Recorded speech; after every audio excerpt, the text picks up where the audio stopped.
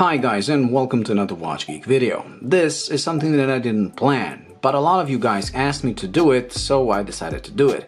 And it's what other YouTubers called State of the Collection. I usually don't do these videos because I always have a lot of watches coming in and going out. Because of my YouTube channel and because of the unique way I finance my collection, I'm always flipping a lot of watches. So it's really hard for me to do a State of the Collection because I always have a lot of watches, but in a week or two, a lot of those watches might be gone. However, I did assemble most of the watches that are here to stay permanently, or at least semi-permanently, meaning that I really don't have any plans of selling any of these anytime soon. So let's start. The first one is my Seiko SNX 111.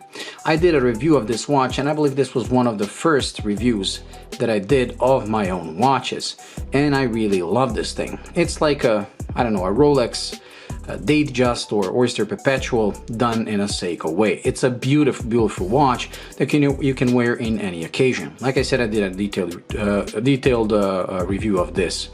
Let's move on. Next one is my King Seiko.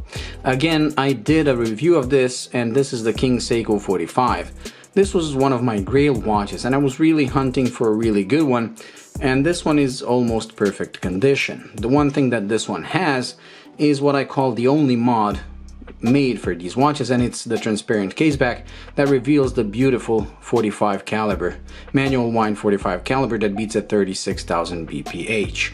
Again, I did a review on this, and this is definitely a watch I will never be selling. Ever since I made the video where I was unboxing it and doing the caseback mod, people keep writing me asking me if I'm willing to sell it, and no, this one is never gonna be sold.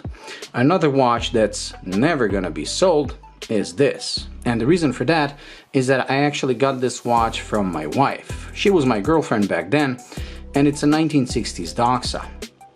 Now, there was an antique fair locally that we have, and there are a couple of guys who sell old watches, alarm clocks and things like that, and I saw this watch. It was this and a couple of Omegas, and I really liked the look of this, and when I wanted to buy it, my then girlfriend decided to pay for it. So it's a gift from her, and it will never be leaving this collection.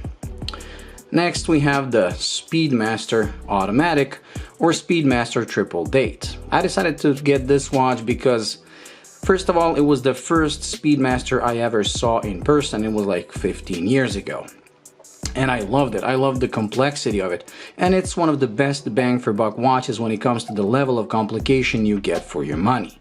Thanks to the popularity of the Moon watch and even the Reduced, this is one of the cheapest Speedmasters you can get, and yet it's an excellent watch. Sapphire crystal, hacking, hand winding, a lot of functions with the full calendar, solid link bracelet with solid end links. It's just a beast for the money, and it has a decent size of 39mm, meaning that it looks perfect on my wrist.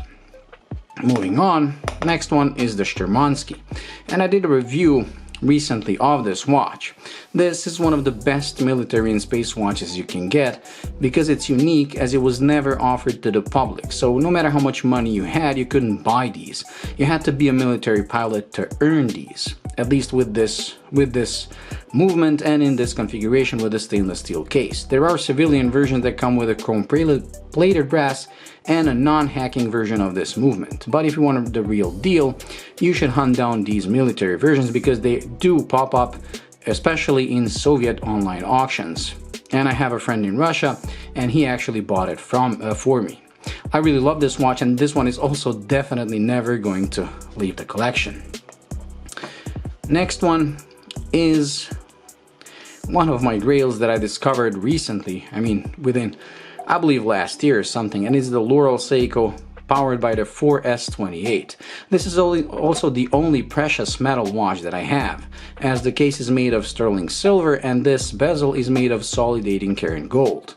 The hands are heat blued, and the watch is powered by the 4S28, which is one of the best manual wind Seiko movements you can get. It beats at 28,800 bph, comes with hacking, naturally hand winding since it's a manual wind, and to Swiss watch lovers, this movement has been bought and is used by Soprod in their A10, the automatic version of this. So even if you're a Swiss lover, you're gonna love this watch. I love the styling, it's very classical. It has nothing Seiko or Japanese about it. It looks like, I don't know, it's from Europe, and that's one of the things that I love about it. It's really one of the most beautiful watches I have ever owned, and it's also definitely not gonna be leaving my collection. Moving on, we have the legend Seiko that started as the Seiko SNK 805, but since then I've modded it with hands, a sapphire crystal, and recently with the new dial. And this is one of the watches that's been with me for the longest period of time. It has been with me through hell and back, and it's one of the watches why I love Seiko 5s. It was cheap, it was dirt cheap. I actually bought it as a favor to my friend so we can get cheaper shipping because of the watch that he was getting. I really wasn't planning on buying it to actually wear it, but once I started wearing it, I really fell in love with it. And over the years, it has earned my respect because it's been working and never had any problems with it. I really love this watch. Then we have the Vostok Amphibia. This watch I bought because I wanted to do a review of it and because it was dirt cheap, and yet it's another watch that I fell in love with. The case shape, especially when I brushed it with this mod, and I did a video explaining how to do that, it became a lot more beautiful and a lot less cheap looking than when it's all polished, because when it's all polished it looks like it's made of chrome-plated brass, but like this it looks like a more serious diving tool. I did have a fall out of love moment with it when the crown tube corroded, and I was really pissed about it, but I managed to clean it, and now I lube it once every 2 months and I no longer have problems with it. So if you deal with that issue, just lube it with the gasket lube that you can buy for a couple of dollars and you're gonna be okay. It kinda is demanding because it demands you to do it every now and then, but that's one of the charms of having a mechanical watch. Okay, now when it comes to G-Shocks, and I know a lot of you guys follow my channel because of G-Shocks, I do have a lot of G-Shocks, but most of them are for sale. The ones that are here to stay are my 6900, because GW 6900 is one of the best bang for buck G-Shocks you can get. Solar atomic, it has everything you need, nothing you don't, and it's so classical in design that you really can't go wrong with it. It has to be part of any G-Shock collection, and it's definitely gonna stay in mine. Another watch that will never leave my collection is the GW200Z Frogman, one of the first premium G-Shocks with its titanium case and screw-in case back. It's just a beast. It's a legend. And I really love this watch. I did mod it with this yellow strap from the 8200 because it follows the colors of my channel and it goes well with the lettering on the bezel. It is a fun summer watch, but I wear it rarely because I don't want to ruin the strap. I don't want to have it blacked out and everything. And finally, I mean, that's it. Like I said, I have a lot of more watches, but those are for sale. And finally, it's actually on my wrist as I'm doing this video. It's my DW 5000 SL.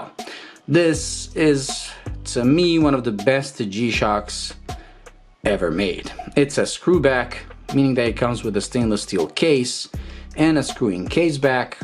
It's simple. It uses the 1545 movement, or with the newer versions is the 3229.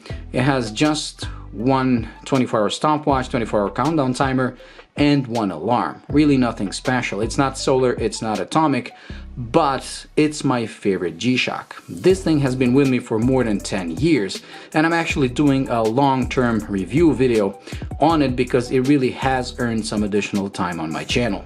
It has never ever let me down.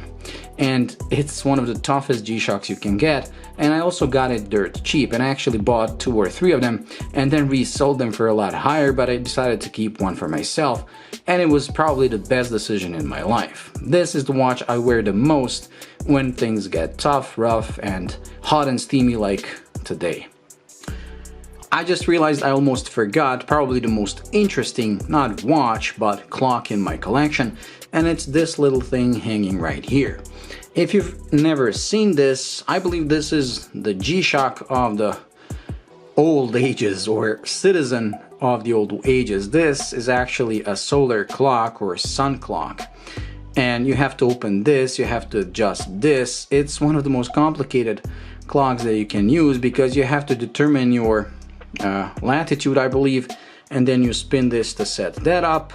Then you have to determine what month of the year is to set this up, and then you just hang it and you have to point, I believe, to north, and the sun is going to go through this and tell you what the time is on this. I was actually planning on doing a tutorial on this, but since I don't believe anyone uses these today, I decided not to. But it's a very cool and interesting way of telling time. And like I said, very not complicated to set up, but it has a very unique setup system. I personally love it, and it used to hang in my car as a, you know, as a decoration, but I took it out for this video. Well, that's it, guys. So let me know in the comment section, what do you think about my collection? Which one of these is your favorite? Which ones didn't you expect to see in my collection? What else did you think you were going to see in my collection but it isn't here? Which one of these do you find the most unique? And so on. Thank you for watching. I hope you enjoyed and found it useful. If you did, please like and subscribe. And until the next video, bye.